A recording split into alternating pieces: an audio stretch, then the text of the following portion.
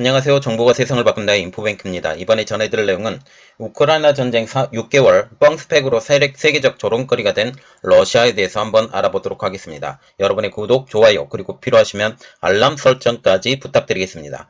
지금 러시아가 우크라이나를 침공한 지 6개월이 지나고 있습니다. 그리고 우크라이나 전쟁은 점점 더 깊은 수렁으로 빠져들어가고 있죠. 전쟁 반발 6개월이 지나면서 러시아의 군사적 무능함이 세계적인 조롱거리가 되고 있고, 전쟁 초 쉽게 무너질 것으로 여겨졌던 우크라이나군은 끈질긴 저항으로 세계적인 놀라움을 주고 있죠. 이번 전쟁을 통해 러시아군은 빵스펙으로 세계적인 조롱거리가 되고 있습니다. 아랍권 대표적인 통신사 알자지라가 24일 우크라이나 전쟁 6개월 동안의 전황의 변곡점을 만든 5가지에 대해서 분석을 했습니다. 이 내용을 가지고 한번 자세히 알아보도록 하겠습니다. 그래서 알아볼 내용, 우크라이나 전쟁 6개월 빵스펙으로 세계적 조롱거리가 된 러시아입니다. 지금 알자지라가 지금 분석해 놓은 5가지가 있는데, 그 첫 번째, 산산조각난 러시아의 환상입니다.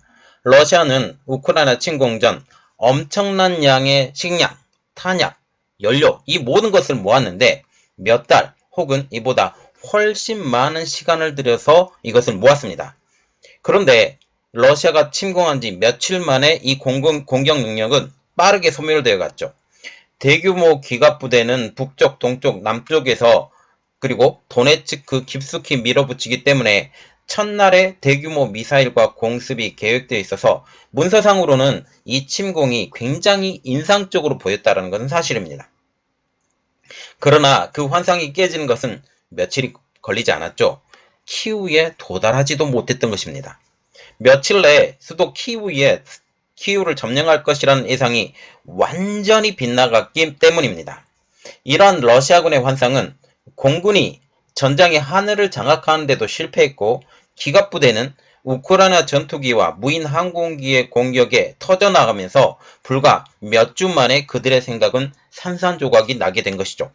그동안 조지아, 체첸 등 침공하는 곳마다 손쉽게 승리를 하였고, 2014년에는 크림반도 점령 시에도 무혈 입성을 하였기 때문에 이번 전쟁을 너무 쉽게 봤다라는 것이죠. 이러한 러시아의 방심이 오히려 지휘와 통제를 엉망스럽게 만들었습니다. 러시아군의 진격은 기갑부대가 파괴되면서 중단이 되었고, 탱크와 트럭은 연료가 떨어졌고, 군인들은 식량과 탄약이 고갈되면서 사상자가 급격히 늘어나고 사기마저 떨어졌습니다.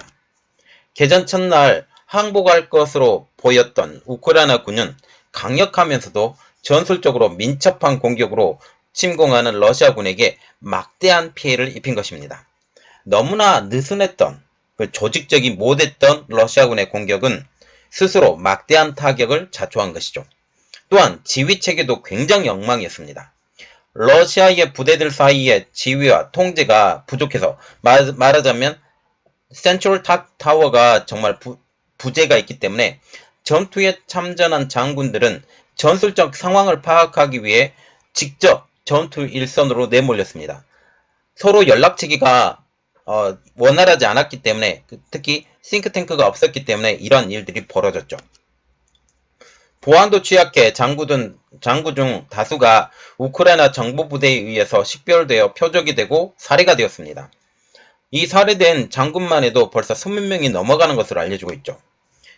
또한 군인들은 상부의 명령에 불복종하고 점령한 도시를 약탈하고 지역 주민에 대한 불만을 토로하고 민간인을 살해하는 등 러시아군의 일탈은 곳곳에서 포착이 되었습니다. 러시아군은 마리우폴에서만 몇 달간 전투를 벌이고 도네츠크에서 돌출된 우크라이나의 방어 진지를 돌파하려고 시도하다가 실패하면서 전투를 수차례나 변경해야만 했습니다. 우크라이나의 주요 항구인 오데사를 향해 진격하려는 러시아군의 시도는 우크라이나군의 강력한 반격으로 지금 밀리면서, 지금은 러시아군이 드네르프 강에 있는 헤르손에서 밀리면서 좌절이 된 상황이죠. 이제는 헤르손까지 사실상 우크라이나의 공격권 내에 들어갔고 크림반도까지 위험 지역에 들어갔다라는 말이 나오고 있습니다. 두 번째, 가진 것을 최대한 활용한 우크라이나입니다. 러시아의 침략에 대해 우크라이나 저항은 매우 치밀하고 완강했죠. 우크라이나는 초기 전쟁의 충격에서 벗어나 국민 총동원령을 내리면서 수도 키이우를 사수하고 있습니다. 또한 강력한 서방의 휴대용 대전차 무기인 제블린은 러시아의 초기 진격을 무디게 만들었죠. 여기에 무장 드론 바이락타르 TB2와 같은 새로운 무기 시스템은 실시간 이미지를 본부에 제공하며 러시아군의 장거리 포병을 탐지하고 레이더, 명령 및 제어 시스템과 같은 고가치 목표물을 파괴하는데 매우 효과적으로 대응했다라는 거죠. 특히 바이락타르 TB2 공장을 지금 우크라이나에 만들겠다라는 말까지 나오고 있습니다. 여기에 전 세계에서 수만 명의 자원봉사자가 우크라이나를 위해 싸웠습니다. 지금은 그 위력이 많이 떨어졌지만 초기에는 굉장히 도움이 됐다는 것이죠. 그들은 우크라이나 군대를 증강하는 데는 도움이 되었지만 훈련 부족, 언어 장벽의 문제로 효율성은 떨어진 것으로 알려지고 있습니다. 러시아를 능가하는 많은 양의 무기와 탄약이 우크라이나에 지원이 됐습니다. 특히 미국을 중심으로 그리고 유럽을 중심으로 우크라이나에 지원이 되고 있죠. 여기에 미국과 나토 동맹국들은 우크라이나 군대가 최소한의 훈련으로 바로 사용할 수 있는 무기와 정밀포, 로켓 발사기, 탱크, 러시아제 무기를 보내줬습니다. 이는 우크라이나가 영토를 방어하는데 크게 도움이 되었다는 것이죠. 그러나 러시아를 직접 타격할 수 있는, 그래서 러시아 본토를 직접 타격할 수 있는 장거리 로켓 시스템은 아직까지 보내지지 않는 것으로 알려지고 있습니다. 일부에서는 에이테켐스를 보냈다라는 말이 나오고 있는데 이것은 실제로 그 전장을 가보지 않은 이상 알 수가 없는 상황이죠. 이는 나토와의 직접적인 충돌의 원인으로 작용할 수도 있고 러시아가 핵무기 사용의 빌미로 제공될 수 있기 때문에 이런 것은 하지 않았습니다. 하이마스를 통한 러시아 무기고의 정밀 타격으로 러시아의 공격이 뜸해지고는 있지만 우크라이나의 군인과 민간인의 사상단은 지금 상당한 것으로 알려지고 있죠. 이전에 방어 개념으로 할 때는 우크라이나 군이 그렇게 많은 타격을 받지 않았지만 이제 밀고 들어가면서 공격 개념으로 바뀌면서 우크라이나 군은 러시아군과 필사의 항전할 수밖에 없고 이러한 상황에서 우크라이나 군도 상당한 피해를 입은 것으로 알려지고 있습니다. 이는 전쟁 이후, 그러니까 전후에 대체할 수 없는 인력 손실이 되는 것입니다. 장비와 탄약 재고도 이제 위험할 정도로 서로가 고갈이 되었습니다. 오직 서방의 지원만이 우크라이나가 도네츠크에서 러시아의 공세를 늦추고 남부에서 러시아군을 밀어낼 수 있게 해주기 때문에 만약 서방의 지원, 특히 미국의 지원이 없다면 지금 현 상황도 밀릴 수밖에 없는 이러한 상황이 되는 것이죠. 그리고 세 번째로 보는 것은 게임 체인저로 등장한 하이마스입니다. 서방에 지원한 무기 중 가장 효과적인 것은 고속 기동 포병 로켓 시스템인 하이마스입니다. 하이마스의 존재는 우크라이나 군에 큰 힘이 되고 있죠. 지금 이것이 하이마스의 재원인데 탑승 인원은 3명, 최대 주행 속도는 시속 85km, 무게 10.9톤, 길이 5m, 너비 2.2m, 높이가 2.3m인 것입니다. 한 번에 6발씩 발사를 할 수 있고 이 거리가 지금 한 48km 정도 되기 때문에 한 80km 가까이 되는 걸로 알고 있어요. 이렇기 때문에 상당한 영향력을 끼칠 수 있다라는 사실이죠. 하이마스의 존재로 러시아군의 탄약고가 그리고 지원 병력들이 좀 더 후방으로 밀리고 있습니다. 이번 우크라이나 전쟁은 우크라이나 러시아 군수물자의 소모전이 되어가고 있고 한국에서도 탄약이 캐나다로 팔려가고 있다는 말까지 나오고 있어요. 이러한 소모전 상황에서 양측 모두 자신의 자원이 다 떨어지기 전에 상대방의 군수물자를 분쇄하려고 합니다. 이러한 상황에서 하이마스는 우크라이나 군에게 커다란 힘이 되고 있죠. 하이마스를 통해서 러시아 탄약과 보급품 기지가 파괴되고 있기 때문입니다. 이것은 충분한 무기와 탄약을 비축했던 러시아 능력을 상당 부분 깎아먹었고 러시아 지도부는 무기고와 탄약고의 파괴를 통한 공급 부족으로 인해서 공격의 속도를 더디게 만들고 이것은 러시아 지도부를 당황하게 만들고 있습니다. 하이마스의 정밀 타격으로 인해 러시아 진군이 늦어지고 있으며 특히 드네르프 강을 연결하는 3개의 다리 모두 파괴가 되며 사실상 헤르손은 지금 우크라이나의 손에 있다라고 해도 과언이 아닌데 이렇게 지금 당장 헤르손이 점령되지 못하는 것은 아직까지도 군수물자를 보면 러시아군이 훨씬 많기 때문이죠. 그래서 천천히 진군해 나가는 것입니다. 군수물자 지원을 위해서는 철도나 도로를 이용한 공급을 해야 되는데, 이렇듯 드네르프 강을 연결하는 세 개의 다리가 끊어버리게 되자 탄약과 보급소를 하이마스의 공격 범위 뒤로 물리게 되고, 이렇게 또한 강을 건널 때 도하를 하는 방식으로밖에 넘어갈 수가 없기 때문에 이 지원 자체가 아주 대량으로 갈 수 없는 단점이 되는 것이죠. 즉, 러시아의 공급망을 효과적으로 파괴하는 능력은 점점 효과적으로 나타나고 있는 것입니다. 그리고 네 번째로 보는 것은 장비 부족에 처해가는 우크라이나, 러시아입니다. 러시아와 우크라이나는 한쪽이 다른 쪽을 압도하는 데 필요한 작전의 속도, 추진력을 위해서 고군분투하고 있습니다. 사실상 우크라이나 수중에 떨어졌다 평가받는 헤르손도 우크라이나는 쉽사리 정리하지 못하고 있는 것이 현 사실이죠. 그 이유는 장비 부족이 있습니다. 물론 러시아도 장비 부족이 있지만 우크라이나의 장비 부족은 훨씬 더 심각한 상황이죠. 즉, 양측 모두 중요한 무기 시스템이 부족한 상황이 되는 것입니다. 러시아의 포병 무기와 탄약의 공급은 방대하지만 고갈되지 않는 것은 아닙니다. 계속적으로 포를 쏴기 때문에 이 포탄, 여기에 들어가는 비용도 어마어마하고, 이것이 한번 떨어지면 또다시 충원을 해야 되는데 충원 속도도 이전만큼 빠르지 못하다라는 게 단점이죠. 첨단 무기들은 이제 거의 다 소진이 되어가는 상황입니다. 포병 무기들의 재고는 제대로 관리되지 않는 오래된 소련 시대의 구 모델이어서 포병 시스템은 제대로 관련되지 않아 일부 무기에 대해서는 마모된 포신으로 작동으로 인해 정확도가 상당히 떨어진 것을 알려주고 있죠. 오래된 무기를 꺼낼 정도로 러시아 무기의 재고의 부족함이 드러나게 되는 것입니다. 우크라이나의 경우 필수 장비가 턱없이 부족한 상황이죠. 최근 크림반도 기지에 대한 공습 시도는 혁신적이었긴 했지만 무기를 운반하기 위해 개조된 상업용 무인 항공기를 사용할 만큼 공격에 더 적합한 전투기와 무장 무인 항공기의 공급이 상당히 부족합니다. 서방에서 무기와 탄약이 지속적으로 들어오곤 있지만 서방의 무기 제조 업체들은 갑작스러운 이러한 탄약의 부족, 그리고 무기의 부족, 이러한 것을 충족시키기 어려운 상황이죠. 이러한 상황 때문에 한국에 기회가 생겼다라고 말을 할 정도입니다. 서방도 이제 이러한 무기의 재고량을 주시하고 있습니다. 지금 우크라이나 지원으로 인해 가까운 장래에 대규모 분쟁이 발생할 경우 필요한 무기가 자신들의 군대에서 부족하게 될까봐 우려하고 있는 것이죠. 미국에서도 원조에 대한 피로감이 증가하고 있습니다. 여기에 휘발유 가격은 수년 동안 가장 높았고 경제학자들은 미국 경제가 침체로 향하고 있다고 예측을 하고 있는 상황이죠.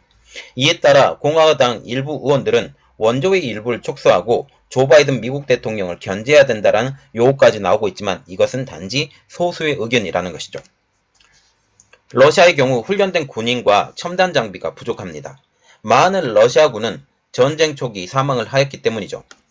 첨단 장비의 경우 반도체 수출 금지로 이 첨단 장비의 제조가 어려워진 상황입니다. 러시아는 특수군사작전을 선포하고 징병을 제정하고 그리고 경제를 전쟁에 맞춰서 운영을 할 수는 있지만 비상 상황으로 그것은 향후 블라디미르 푸틴 대통령에게 정치적 재앙이 될 수 있다라는 예상이 나오기 때문에 그와 그 측근들은 이 정책을 사용하는데 매우 신중하게 생각을 하고 있지만 지금 군사를 눌린다라는 그런 이야기가 나오고 있습니다. 이러한 위험에도 불구하고 지금 먼저 발등에 불이 떨어진 것부터 해치워야 되겠다라고 생각을 하게 되는 것이죠. 러시아는 훈련된 군인들과 군수 물품을 더 고갈되면서까지도 우크라이나 남부 전선에 힘을 집중하고 있습니다. 그리고 그래서 이렇게 보고 있죠. 중요 지역으로 변한 헤르손과 남부 크림반도.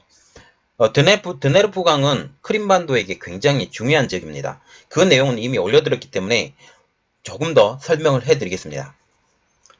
헤르손은 원양 항로와 하천 항로 모두 중요한 항구입니다. 하천 항로로 보면 드네르프 강이 지금 하구원에 있고요. 여기 원양 항로로는 거대한 헤르손 항이 있기 때문이죠. 3월에 러시아군은 이곳을 점령한 후에 빠르게 러시아화를 진행 중입니다. 러시아 점령을 합법화하려는 노력의 일환으로 러시아 통신 사업자와 연결하기 위해 여권이 신속하게 처리되고 심카드를 발급을 했습니다. 이 심카드죠. 이렇게 핸드폰에 끼워서 사용할 수 있고 핸드폰을 연동을 해서 여기가 러시아 통신이 들어갈 수 있도록 빠르게 만들었다는 것입니다. 헤르손은 드네르프 강을 건너는 두 개의 다리로 우크라이나 동부와 연결되어 있어 양측 모두 중요한 역할을 합니다. 러시아는 이를 통해 전쟁 물자를 공급하는데 특히 최근에는 약 55km, 34마일 떨어진 인근 마을인 노바카우바카의 다리가 우크라이나군의 하이마스의 공격에 의해서 파괴가 되었습니다. 자, 지금 보시면 Potential Ukrainian Operation in Liberty, 헤르손 이렇게 지금 나와 있는데 지금 노바카우바카 파워플랜트라고 나왔죠. 노바카우바카 수력발전소 댐입니다. 수력발전소 댐에 연결되어 있는 다리를 폭발했다. 지금 이런 말이 나왔고 이 노바카우바카 댐도 이미 무너뜨린 상황입니다. 왜 무너뜨렸냐면 이 드네르프 강에서 연결해서 지금 크림반도로 연결되는 내륙 운하가 있어요. 운하를 통해서 이 물이 가야 되는데 이러한 물을 갈 수 있도록 이 댐을 파괴를 시켜버린 것이죠. 그리고 안토니프스키아 이 다리도 지금 파괴를 시켰는데 이것도 헤르손에 연결되는 다리이기 때문에 이 다리뿐만 아니라 철로도 지금 공격을 했기 때문에 이 세 곳이 다 파괴가 되었다라고 보시면 되겠죠. 우크라이나의 경우 도시인 헤르손과 인근 다리를 점령하면 드네르프 강 어귀를 지배하고 꼭 필요한 성곽까지 점령을 할 수가 있습니다. 그리고 또한 오데사도 평안하게 만들 수 있는 장점을 가지고 있죠. 이 다리는 노바카우바카 근처의 입구에서 크림반도까지 남쪽으로 흐르는 북부 크림 운하를 차단하기 위해 군사적으로 중요한 군사 동맥이 되는 것입니다. 드네르프 강의 헤르손과 노바카우바카 댐을 점령하면 크림반도에 목줄을 줄 수 있기 때문이죠. 다리는 노바카우바카 근처의 입구에서 크림반도까지 남부에서 이르는 북부 크림 운하를 차단하기 위한 중요한 군사 동맹이 될 것입니다. 러시아는 헤르손과 노바카우바카 댐을 점령한 후 지난 6월 8일 2014년 우크라이나 댐 건설 뒤 줄곧 말라있던 북크림 운하에 물을 대기 시작합니다. 이는 우크라이나 남부에서 크림반도로 운하에 따라 물이 다시 흐르기 시작했다는 것을 의미하죠. 자, 지금 이게 크림 운하인데 이 노바카우바카 댐 근처부터 시작을 해요. 댐 근처부터 시작해서 지금 크림반도의 카라치 다리에 있는 곳까지 이 운하가 운행이 됩니다. 그리고 세컨더리 채널로 해서 지금 지선으로 이렇게 물 공급 라인을 구축하려고 지금 하고 있는 게 더 약한 그림이 지금 나왔죠. 자, 지금 보시면 프라이머리 채널, 세컨더리 채널 이렇게 지금 나와 있는 상황입니다. 북크림 운하 같은 경우는 소련 시절에 건립돼서 우크라이나 드네르프 강에서 메마른 크림반도까지 약 400km에 걸쳐서 물을 공급하는 데 쓰였습니다. 북크림 운하는 한때 크림반도에 최대 85%의 물을 공급했는데 이는 농작물 관계와 산업의 필수적인 전략적 요충지였다는 것이죠. 우크라이나는 2014년 러시아가 크림반도를 점령한 후 운하를 통한 상수도 공급을 완전 중단했으며 러시아 입장에서는 운하 양쪽의 땅을 차지를 해서 현재 수행한 중요한 물의 흐름을 복원하는 것이 중요한 일이 되었습니다. 이 운하를 통해 내려오던 물길이 막히자 크림반도 주민들은 만성적인 물 부족에 시달렸고 수돗물이 끊기는 사태까지 빚어지기도 했죠. 실제로 러시아는 올해 2월 24일 우크라이나를 침공한 직후에 헤르손을 점령하고 운하를 막는 댐을 폭파하기도 했습니다. 당시 뉴욕타임즈는 러시아가 자국 영토와 크림반도를 연결하기 위해 추진한 육로의 핵심적인 역할을 할 우크라이나 기간시설 하나를 복원했다라고 평가까지 할 정도이죠. 이러한 이유로 헤르손과 주변 지역의 통제가 매우 가치 있는 일입니다. 헤르손은 또한 러시아가 오데사를 점령하고 우크라이나 흑해에서 차단되기 위한 전략적 요충지이기도 하죠. 우크라이나 보병과 기갑부대가 하이마스를 통해 러시아군을 드네르프로 바로 후퇴시키는 데 성공하면서 오데사 항구에 대한 공격에 대한 두려움은 이제 잠시 사라진 상황이 되는 것이죠. 여전히 도네츠크와 루안스크가 러시아의 통제하에서 러시아 우크라이나 전쟁은 지금까지 계속 지속되고 있습니다. 우크라이나는 크림반도 탈환을 위해 계속적으로 싸울 것이며 서방 세계의 특히 미국의 무기 지원으로 러시아가 서서히 우크라이나에서 밀려날 것으로 보입니다. 러시아군의 상황은 현재 최악이고 6개월 동안 소련이 거의 10년 동안 아프가니스탄에서 전투를 벌인 기간보다 손실된 군인이 더 많은 군인들을 잃어버렸습니다. 시간이 지속됨에 따라 푸틴의 시간은 부족해질 것으로 보이고 있는데 지금 푸틴이 마지막 최후의 발악을 하는 것처럼 보입니다. 자, 지금 보시면 전황 자체가 좀 우크라이나에게 웃어주는 모습을 보이고 있어요. 물론 이것이 빨리 끝나진 않고 올 겨울은 넘어갈 것 같습니다. 올 겨울에 어떻게 유럽 국가들이 러시아에 굴복하지 않고 대항하느냐, 그게 더 중요한 내용이 되는 것이죠. 이 상황을 우리 같이 지켜보도록 하겠습니다. 이번 내용은 여기까지 했고요. 저희 내용이 여러분들에게 도움이 됐다고 생각을 하시면 구독과 좋아요 그리고 필요하시면 알람 설정까지 부탁드리겠습니다. 감사합니다.